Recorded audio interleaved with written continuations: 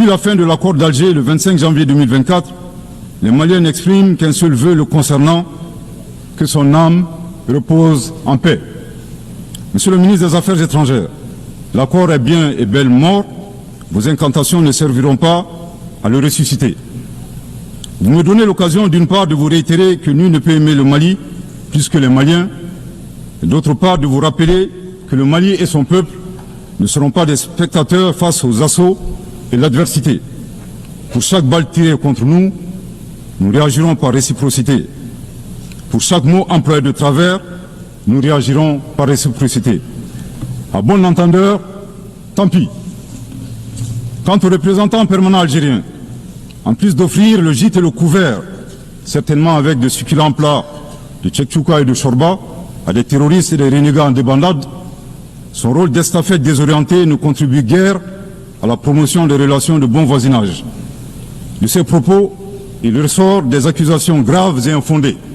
D'une part, la qualification de la nature civile des victimes à partir des médias est aventureuse et diffamatoire. Et d'autre part, en affirmant que les opérateurs de drones n'ont de compte à rendre à personne, il alimente une campagne de désinformation contre le Mali, tout en soutenant l'idée que les voyantes forces de défense et de sécurité maliennes seraient incapables de piloter des drones.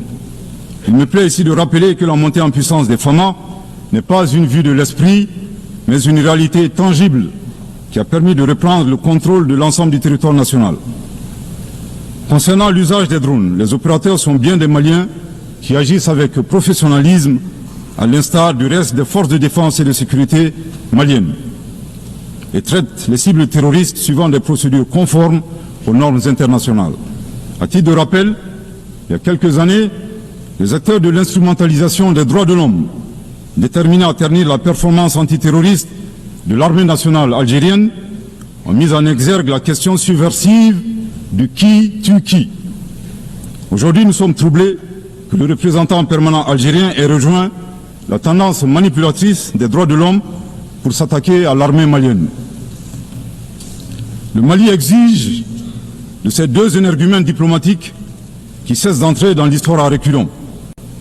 Manifestement, ils ignorent tout à la fois de l'histoire entre les peuples frères du Mali et de l'Algérie et la contribution exceptionnelle du Mali à la guerre de libération algérienne, et certainement de la géographie, car ils considèrent à tort le Mali comme une wilaya, c'est-à-dire une province algérienne.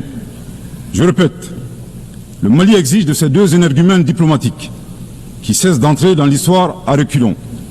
Manifestement, ils ignorent tout à la fois de l'histoire entre les peuples frères du Mali et de l'Algérie et la contribution exceptionnelle du Mali à la guerre de libération algérienne et certainement de la géographie, car ils considèrent à tort le Mali comme une wilaya, c'est-à-dire une province algérienne. Je répète pour une dernière fois, le Mali exige de ces deux énergumènes diplomatiques qui cessent d'entrer dans l'histoire à reculons.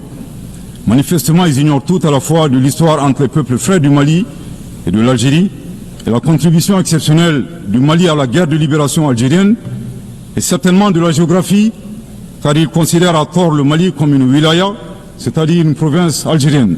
Monsieur le Président,